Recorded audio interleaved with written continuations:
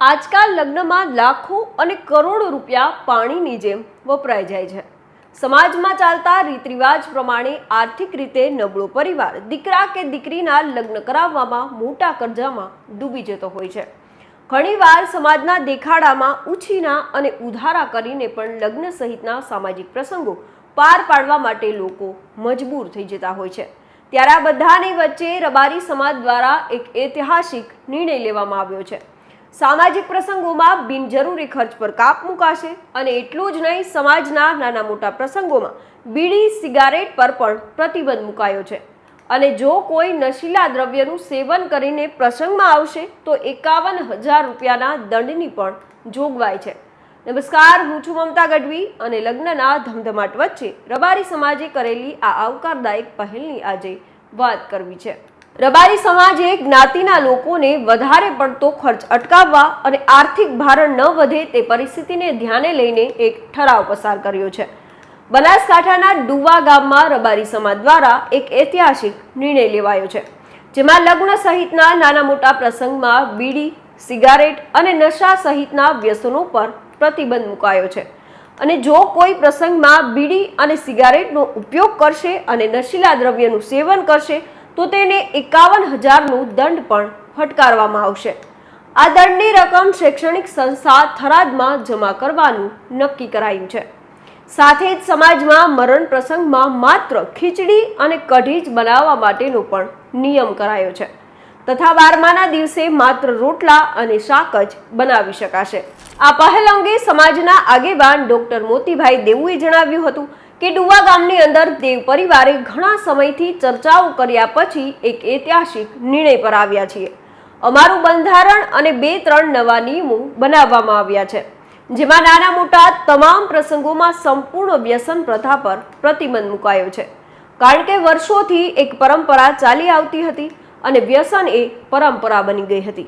હવે એ ખરેખર નુકસાનકારક છે અને સમાજની અંદર પરિવર્તન લાવવું જરૂરી હતું, જેને લઈને બધા વડીલો, યુવાનો અને આગેવાનો ભેગા થયા અને એવો નિર્ણય કર્યો કે હવે પછી કોઈ પણ નાનો મોટો પ્રસંગ થાય તો તેની અંદર સંપૂર્ણ વ્યસન પ્રથા બંધ છે અને સાથે સાથે જો આનું પાલન ન થાય તો 51,000ના દંડ પણ ફટકારવામાં આવશે અને એ દંડ શૈક્ષણિક સંસ્થા થરાદ ખાતે જમા કરાશે અને આનો જે ખર્ચ બચે છે તેનું શૈક્ષણિક ક્ષેત્રે દાન આપવું, ગૌશાળાની અંદર દાન આપવું અને જ્યાં જરૂર છે એને મદદ કરવા અંગેની ભાવના ઊભી કરવી। થરાદની અંદર ભવ્યાતિ ભવ્ય રબારી સમાજનું સંકુલમાં વધુમાં વધુ મદદ કરાશે। બાળકોને ભણવાનું આહવાન કર્યું છે। સાથે મરણ પ્રસંગની અંદર પણ ઘણા બધા એવા કુરિવાજો પેસી ગયા હતા જેથી સમય પ્રમાણે પરિવર્તન લાવવું જરૂરી હતું, જેમાં મરણ પ્રસંગમાં માત્ર ખીચડી અને કઢી જ રાખવા, 12માના દિવસે રોટલા શાક રાખી શકાય, બાકી કોઈ પણ પ્રકારનું મિષ્ટાન ન બનાવવું। આ સાથે ઓઢામણીની પ્રથા પણ બંધ કરવામાં આવી છે। બનાસકાંઠાના થરાદ બાદ હવે ડીસામાં પણ રબારી સમાજે સુધારાવાદી નિર્ણય લીધો છે। અગાઉ પણ રાજ્યના કેટલાક જિલ્લામાં રબારી સમાજ દ્વારા કુરિવાજો નાબૂદ કરવા, સમાજમાં શિક્ષણનું સ્તર વધારવાનો નિર્ણય લેવાયો છે। ત્યારે સમાજે ડીસાના દુધેશ્વર મહાદેવના મંદિરમાં આ નવા નિયમો અમલમાં મૂક્યા છે। પહેલા પણ આહિર સમાજ દ્વારા આ પ્રકારનો નિર્ણય લેવામાં આવ્યો હતો।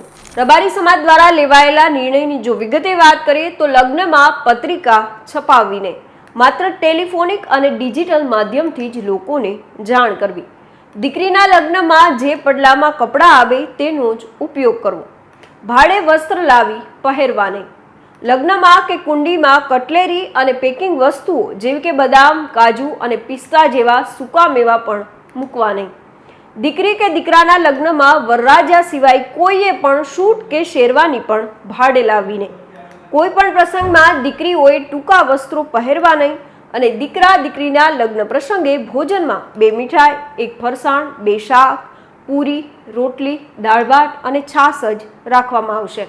અન્ય કોઈ પણ વસ્તુ રાખી શકાશે નહીં। એટલું જ નહીં, લગ્નમાં મંડપ સાદો રાખવામાં આવશે, કોઈ પણ પ્રકારનું ડિસ્પ્લે પણ નહીં અને સ્વાગતમાં ફૂલ નાખવા પર પણ મનાઈ ફરમાઈ છે। થોડા દિવસ અગાઉ કચ્છના લોડાઈ પ્રાથરિયા આહિર સમાજ દ્વારા પણ આવો જ એક આવકારદાયક નિર્ણય લેવામાં આવ્યો હતો।